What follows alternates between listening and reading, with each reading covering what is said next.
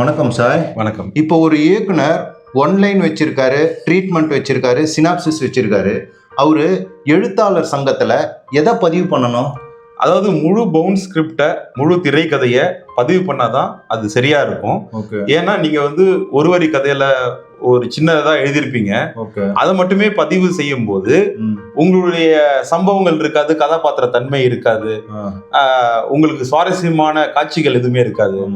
இப்ப நீங்க ஒரு அவுட்லைன் மட்டும் பண்றீங்க, அதாவது ட்ரீட்மெண்ட் மட்டும் பண்றீங்க அப்படின்னா அதுலயுமே எல்லா விஷயங்களும் இருக்காது, கதை சுருக்கத்திலையும் இருக்காது. ஆனா இது எல்லாத்துலயுமே பாத்தீங்கன்னா கதை கரு அப்படின்றது எல்லாத்துலயும் ஒரே விஷயம் தான் வரும். இங்க இந்திய உளவாளி அப்படின்னா அதுலயும் அதான் இருக்கும், சினாப்சிஸ்லயும் அதான் இருக்கும், ட்ரீட்மெண்ட்லயும் அதான் இருக்கும். அப்ப கதை கருன்றது ஒன்னா இருக்கும். ஆனா நம்ம பதிவு பண்ண வேண்டியது என்ன அப்படின்னா, இப்போ ஒரு ரைட்டர்ஸ் யூனியன் இருக்கு, அங்க பவுண்ட் ஸ்கிரிப்ட் தான் அவங்க எடுத்துக்கிறாங்க.